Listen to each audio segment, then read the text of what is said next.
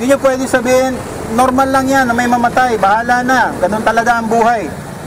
Pero kung makita nyo lang kung saan kayo patutungo, matatakot kayo mamatay. Nakakatakot mamatay pag di nyo alam kung saan kayo papunta. Nakakatakot mamatay na walang pag-asa. Parang isang kriminal na nakaw, patay ng patay, dahil hindi siya naniniwala mahuhuli siya o makukulong siya. Hindi siya naniniwala sa hustisya. Naniniwala siya sa gusto niya. Naniniwala siya na kailangan niya magpakain ng kanyang pamilya. Mas gusto niya ng pagkain. Mas gusto niya ng pantawid tiyan kaysa sa Diyos na nagbibigay ng buhay. Sabi ng Panginoon, ako ang tinapay na bumaba mula sa langit. Sino man kumain sa aking laman, sa tinapay na ito, ay hindi na magugutom magpakailanman. At tinapay ng buhay. Natural lang na tayo ay magutom. Pero lagi natin pinapakain yung katawan natin, hindi yung espiritu. Hindi lang tayo puro katawan. Yung katawan natin mamamatay, pero yung espiritu natin ay hahatulan sa huling araw. At sino magtatanggol sa lahat ng inyong kabulastugan? Mga ginagawa nyo dahil hindi pa kayo mag-asawa. Si Raulo di si Kristo, sinabi ng mga tao ng pipritse. Kaya nga siya gustong patayin ng mga tao, di ba? Si Kristo, nag-iisang kaligtasan, bumaba mula sa langit at walang ibang kaligtasan kundi sa pamamagitan ng pangalan niya. Si Kristo ay hindi para sa mga tao nagtitiwalang sila ay mabuti. Si Kristo ay hindi para sa taong mabuti. Si Kristo ay para sa makasalanan. Kailangan mo munang aminin na ikaw ay makasalanan upang ikaw ay makalapit kay Kristo at magkamit ng kapatawaran. Paano patatawarin ng Diyos ang hindi naniniwalang hindi siya makasalanan? Mapagpatawad ang Diyos, oo. Nagpapatawad ang Diyos, oo. Pero siya nagsisisi. Hindi siya nagsasabing, Lord, sorry pero bukas gagawin ko ulit. Niniwala ba kayo sa inyong kamag-anak na magsusorry sa inyo ngayon, tapos bukas, nanakawan ulit kayo? Nakikita ng Diyos yung ating puso. Hindi natin kaya lukuhin ng Diyos. Kaya lang natin lukuhin yung ating sarili. At ang panloloko natin sa ating sarili ay ang sinasabi nating, mabuti akong tao, hindi ako mamamatay, mapupunta akong langit. Kabaliktaran ang sinasabi ng Diyos, ang makasalanan ay mamamatay. At galit ang Diyos sa makasalanan araw-araw. God bless you. Ingatan po kayo.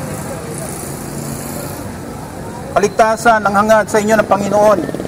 Napakaganda na makilala nyo ang Diyos. Walang kasing ganda si Kristo. Hindi katulad ng relihiyon. Hanggang ngayon, wala pa rin kayo pag-asa.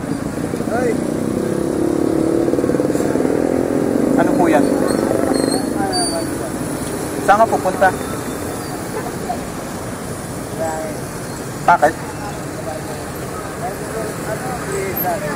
Sabi ng Panginoon, maraming magsasabi sa kanya sa huling araw, nakilala siya, pero palalayasin niya, itatapon niya sa apoy. Hindi sa paggawa ng mabuti para sa Diyos, kundi sa ginawa ni Kristo para sa atin, tayo maliligtas. Walang tatanggapin mula sa atin ang Diyos, walang kailangan mula sa tao ang Diyos. Basura ang kabutihan ng tao sa harapan ng Diyos. Ang tinapos na gawa lang ni Kristo, ang nag-iisang kabutihan tinatanggap ng Diyos bilang pambayad. Wala tayong pambayad sa Diyos para sa ating krimen. Hindi ako naliligtas dahil ginagawa ko to. Ginagawa ko to dahil niligtas ako. Dahil ako'y kinahabagan, kinauwahan, ako'y isang malaking makasalanan. Ako'y isang balasubas, ako'y isang hudas, ako'y isang sinungaling. Ngunit dahil sa habag ng Diyos, kinaawaan niya ako, pinakita niya sa akin yung kagandahan ng kanyang kapatawaran, at nakita ko ang buhay na walang hanggan base sa kanyang sinasabi sa kanyang salita. Hindi pwedeng dalawang katotohanan. Hindi pwedeng sabihin ni Kristo ang siya ang katotohanan at ang relihiyon din ang katotohanan. Isa lang. Isa lang ang katotohanan, hindi pwedeng dalawang katotohanan. Si Kristo ang nagsabi nito. Ikaw dahil mayaman ka na. Yaman? Ako, Sa bukid po ako nakatira. Ilonggo ko. Walang kain. Kahit ano. Wala sa pagkain. Ayaw mo yan? Si Kristo ang pagkain na bumaba mula sa langit. Ito Kristo, yawa! Paano po maniniwala sa inasa niyo si Kristo? Nagmumura kayo. Dahil kayo mayaman. Paano niyo nasabi mayaman ako? Putakin na nyo. Ang Panginoon, di ko naniwala. Tapos inaabutan niyo ako niyan? Na saan ka pupunta? Sa langit? Tapos hindi kayo naniniwala sa Diyos? Hindi! O ba't siya kayo nag-aabot ng ganyan? Wala, hindi ako naniniwala. Wala maniwala sa'yo. Nagugutom ako. Dahil pa kayo ng mga demonyo. Mga demonyo naniniwala sa Diyos eh. Si Satanas kilala si Kristo. Oo, pato sa langit para makilala. Di ba nga tinukso niya si Kristo? Nagugutom ako. Pakakainin ko kayo. Gusto niya? O sige, tayo nyo lang po ako. Tapusin ko lang po ito. Kaso mausap tayo. Okay? Tayo nyo lang po ako. Wala, ito na nga. Diyos. Panginoon Diyos naman. Sinusukat ng tao ang Diyos base sa kanilang dinadana sa buhay. Kaya sira ang buhay ng tao dahil siya mismo lumayo sa Diyos. Ang Diyos ang lumalapit sa tao sa pamagitan ni Kristo. Kakontentuhan ang binibigay ng Diyos, ang biyaya ng Diyos. Kahit isang beses ka lang kumain sa araw-araw, kaya ni Lazarus na ketongin. Siya ay buong buhay nagdusa bilang ketongin, pero nung namatay siya, dinala siya ng Diyos sa tabi ni Abraham. At yung mayaman ang napunta sa impyerno. Dahil binibigayan lang niya ng mumo na pinapakain sa aso, yung ketongin. Baliwala, tama si Kuya. Baliwala ang magbahagi. Pero ang ginagawa ng ibang tao, magpapakita ang tao na nagpapakain sila para sabihin, oy, tingnan niyo ako, makadyos ako. Hindi yan ang kailangan ng tao. Kailangan ng tao ay si Kristo. Sabi ng Panginoon, makuha mo man ang lahat sa iyong buhay, o makuha mo man ang buong mundo, kung mamatay ka naman sa impyerno, baliwala din. Ngayon, hanapan nyo na masama ang sinasabi ko. Buhay na walang hanggan ang inaalay sa inyo ng Diyos sa pamamagitan ni Kristo. Hindi na-apektuhan ng Diyos kung hindi ka naniniwala.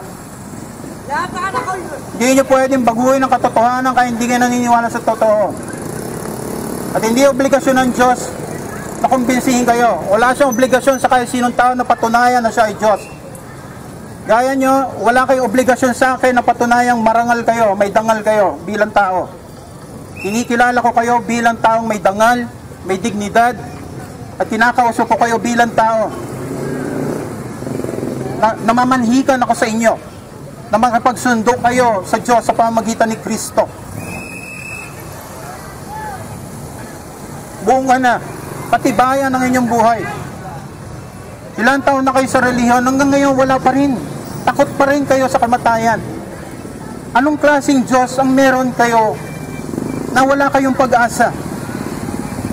Kung tunay nga kayo naniniwala sa Kanya, parang anong klaseng magulang meron kayo na kailangan nyo matakot kung papakainin kayo ng magulang nyo bukas o kung pag-aaralin niya kayo? Kahit kailan hindi kayo nangamba sa bawat gabi, pakakainin kaya ako ni nanay, pakakainin kaya ako ni tatay? Dahil nagtitiwala kayo sa magulang nyo, naaalagaan nila kayo. Paano kayo magkaroon ng Diyos na hindi kayo nagtitiwala ng alagaan niya kayo? Di ba sabi niya, masdan nyo mga ibon sa langit. Kung paanong hindi sila nagtatrabaho, pero pinapakain sila ng Diyos. Nakakita ba kayo ng ibon na pumapasok sa eskwelahan at naghahanap buhay? Di ba pinapakain sila ng Diyos? Higit pa kayo. Mas mahalaga kayo kaysa sa ibon. Mateo yan. Okay. At sabi niya, tingnan niyo yung mga bulaklak. Wala kayong damit na may hambing sa ganda ng bulaklak. Pero dinadamitan sila ng Diyos. Yung tao nagsasabi, anong kakainin natin bukas? Anong dadamitan natin bukas? Paano tayo mabubuhay bukas? Napakaliit ang pagtitiwala niyo sa Diyos. Bakit hindi niyo siya kilalanin mabuti? Huwag kayo makinig sa mga taong nagkukwento lang tungkol sa Diyos. Maaari niyo makilala ang Diyos para sa sarili niyo. Hindi totoo Diyos. Hindi totoo Diyos.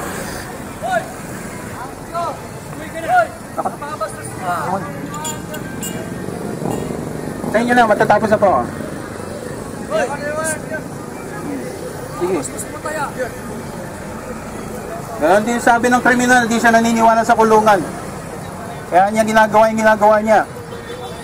Di siya naniniwala mananagot siya sa hostisya. Yan na siya, pag-usasabi lang po. Ako lang. Thank you. Medyo na kayo. Ako lang. Naintindihan ko. Walang problema. Okay lang po yan. Yun din ang sabi ko dati. Pareho tayo. Hindi rin ako naniniwala sa Diyos. Mas malakas yung sigaw ko dati sa inyo na hindi ako naniniwala sa Diyos. Kaya nga ako gumagawa ng kung ano nakabulastugan dati. Nakikipag-sex ako sa hindi ko asawa. Nagnanakaw ako, nagmumura ako. Normal na bagay na ginagawa ng lahat ng tao. Kagaya niyo sinasabi ko rin, hindi totoo ang Diyos. Bakit? Kasi tinignan ko yung buhay ko. Gusto akong ilaglag ng nanay ko. At hindi ko kilala yung tatay ko. Kaya gusto ko na magpakamatay. Kaya sinasabi ko walang Diyos, hindi totoo ang Diyos. Ngunit sa habag ng Diyos, narito ako sa inyong harapan. Nagmamakaawa sa inyo. Nanliligaw sa inyo. Inaabot kayo ng nag-iisang balitang makapagliligtas sa inyo. Yung pagkain natin, pag kinain natin ngayon, bukas gutom na naman tayo. Yung iinumin natin, bukas uhaw na naman tayo. Pero ang pagkain, ang tinapay, ang tubig na magmumula kay Jesucristo ay magpasawalang hanggan. Ito ay luluwal sa inyo bilang liwanag para sa ibang tao, parang kandila na magbibigay kayo ng liwanag sa ibang tao. Di ba, pag nakakakita kayo ng magandang maghari, sasabihin nyo, tingnan mo ang ganda. Ito rin ang ginagawa ko ngayon sa inyo. Ang ganda ng Panginoon. Hindi yung Panginoon ng relihiyon. Hindi yung Kristo nakakembot sa simbahan o yung pinoprosesyon na may paa pero hindi marunong maglakad, kailangan pambuhatin. O yung statuang may mata pero hindi nakakakita. Yung statuang may tenga pero hindi nakakarinig. Yung statuang may kamay pero hindi nakakahawak. Ang Diyos na lumikha ng lahat ang umaabot sa inyo ngayon sa pamagitan ng mga salitang ito. Makipagsundo kayo sa nag-iisang Diyos sa pamagitan ni Kristo. Bakit kanyo yung kawalan nyo ng pag-asa patunay na wala kayong Diyos? Kung tunay kayong may Diyos, makikita nyong merong pag-asang makukuha mula sa Panginoon. Buhay.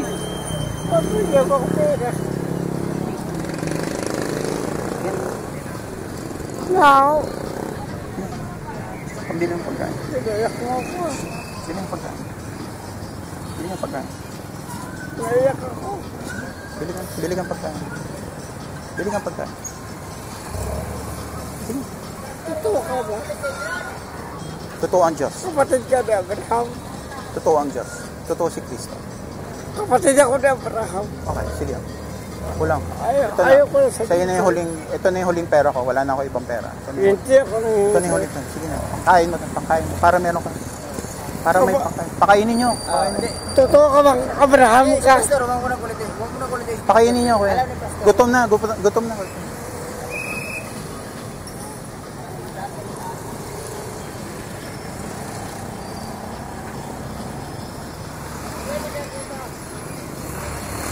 Hindi pagkaing mauubos ang inaalay ko sa inyo ngayon, kundi pagkaing magpasawalang hanggan kay Kristo.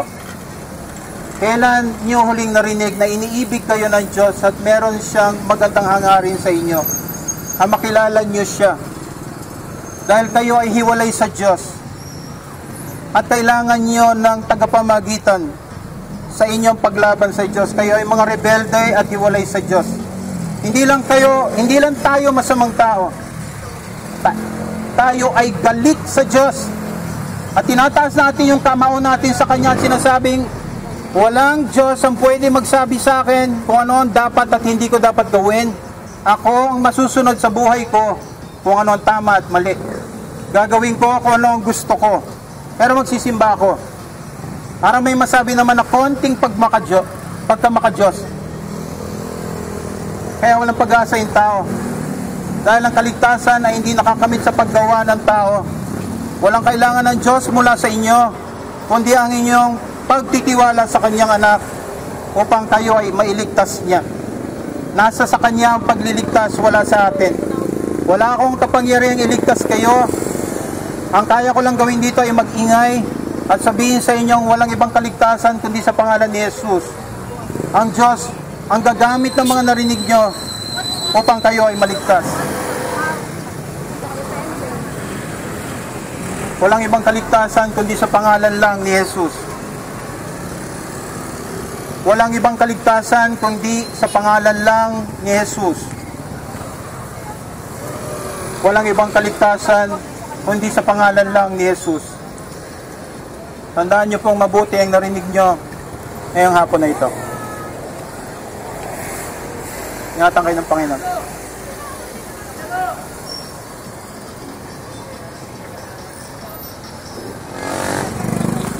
Salamat po.